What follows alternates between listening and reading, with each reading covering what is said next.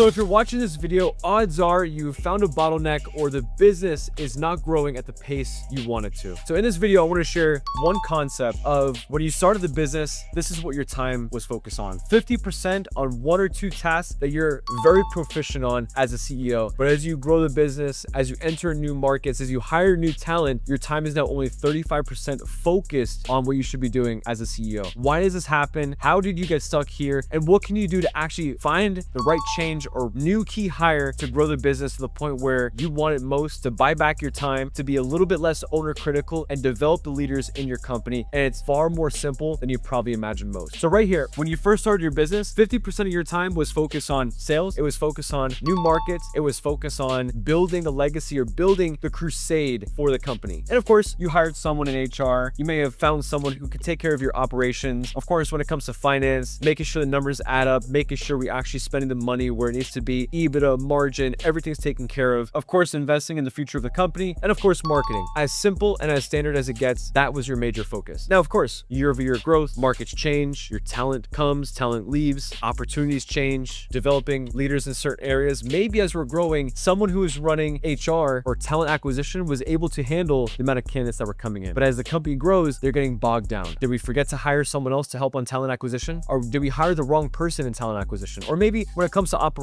we're now running multiple projects and it's taking more of your time as a CEO, where now instead of 50%, we only have 35% of our time focused on what we need to do most. Because maybe you're now stepping into operations, finance, or maybe more the marketing of the company. And if that's the case, no wonder why you're sitting back and saying, man, I don't know where my time goes. Month over month, now April, May, we're actually below in our projections. Why? Because the 50% is now 35% and we caught ourselves in the mix. So as you're watching this video, you're saying, Antonio, this makes so much sense. It's clear. But why am I now seeing this months later? Why am I now realizing this? What can I do to prevent this? Or what can I actually do to make sure, hey, next time I don't fall into this trap? Who do you have in these different areas of the business that allow you to go to bed at night thinking about business just as much as you, Mr. CEO, once went to bed at night thinking about business, or currently go to bed thinking about a business at night? If you don't have that person, or if that person is not reliable, dependable, they're not investing into their new leaders, developing in that certain area in marketing, finance. By the way, as you look at these charts, you're saying, Antonio, that's probably a sales organization. That's probably a company who sells B2B. This is industry agnostic. This goes to any single industry, any business. You could put any title on here. It could be construction. Nothing here signifies one certain industry. This is the fundamental that many business owners and entrepreneurs fall into because they don't put as much effort and energy into these areas and they found themselves in this place. But how can we get out of this scenario? How can we have the opportunity to go back to the 50%? How can we build that back? Does it just automatically jump back to 50? No, you're probably 36%, 40%. You'll finally get back there. Is it a couple months? Is it a couple years? Depending on how fast we can make the key hires, develop the right talent, and also be intentional on, hey, incentivizing the new growth in the company. But right here, if we're able to buy back our time, the company's able to beat their prior best. The company's able to grow because you as the CEO, you know the right formula. We just have to develop it and duplicate our leaders in the company. Someone in our organization, Tom Ellsworth, I want to give all credit here to Tom. He makes systems so simple, they're duplicatable in business. If we take where we started to where we're at right now, how can we change that? Developing the leaders in the company, allowing us to take a step back and say, you know what? Do I have a number two? If you have a number two, you're able to take some load off here and help buy back your time. For example, if we draw out an organization chart just like this, CEO, and let's say we have marketing, we have finance, we have op, and we have HR. CEO is taking care of all this here. Why don't we have someone who can be promoted or hired in the company? That is a manager, or it is chief operations, COO. That person now takes care of marketing and finance, and now the CEO is only focused on HR and operations. That's just a quick example. Now we split the workload up, and that could be the easiest way to buy back the time, get 50% more of your time back as a CEO to help scale and grow the business. I'm curious, if this video resonated with you and you were caught up from 50%, you caught yourself squeezed where you're spending less time growing the business, why did that happen? I'd love to know in the comments below. And if this video resonated with you, I look forward to seeing you in the next one.